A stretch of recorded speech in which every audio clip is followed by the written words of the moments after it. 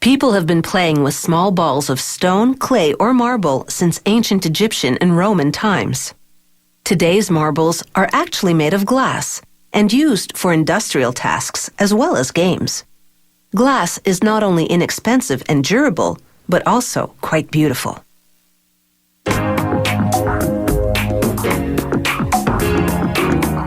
To make marbles, this company melts recycled glass with marbles made earlier but rejected for being the wrong size.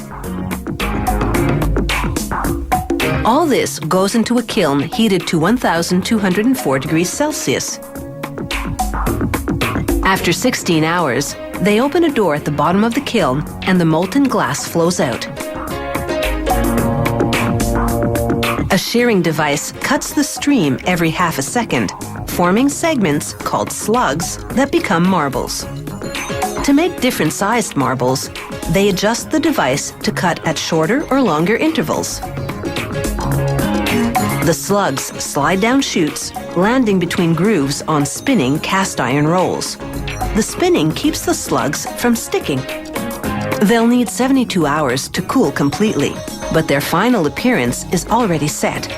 That was determined back in the kiln when the airflow drove the heat to melt the glass and mix the colors. These channels separate the good from the bad. Openings along the way weed out the marbles that are too big or too small and collect the ones that are just right.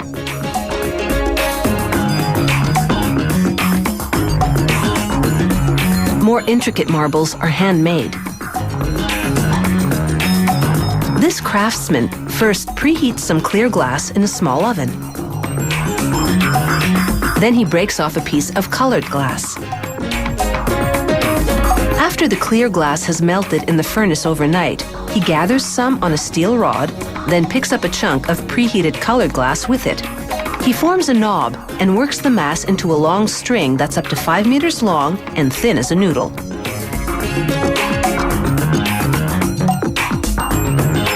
He'll use them in various colors to decorate the clear glass cores of the marbles.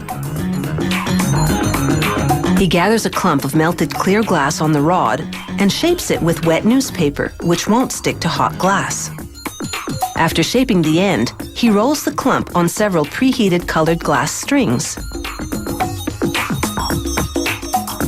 Then it's back in the furnace.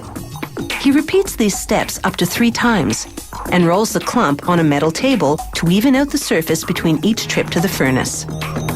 Then he adds a layer of clear glass on top. With another tool now, he stretches the clump to about 1/2 meter long. He'll use this to make several cores. To make the second layer of the core, he rolls a 5 centimeter long segment onto colored glass slivers called ribbons. After rolling them in the furnace to melt them, he flattens the ribbons with pliers and snips off the excess at the ends.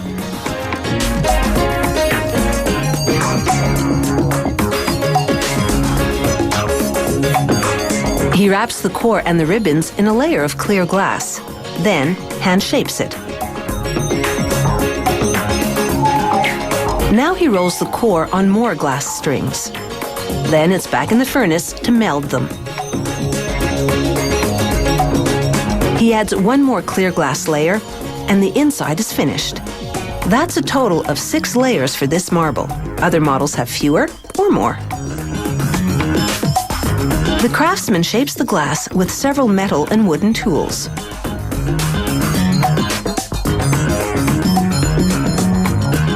He measures the diameter with metal calipers and gradually sculpts a sphere. He'll make up to 5 marbles from this segment, ranging up to the size of a golf ball.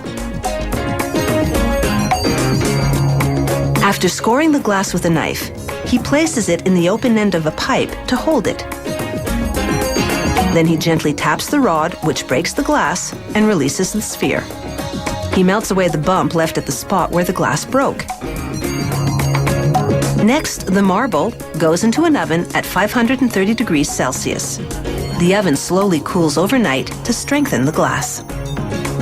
Clearly a cut above, this eye-catching, handcrafted marble is already an objet d'art.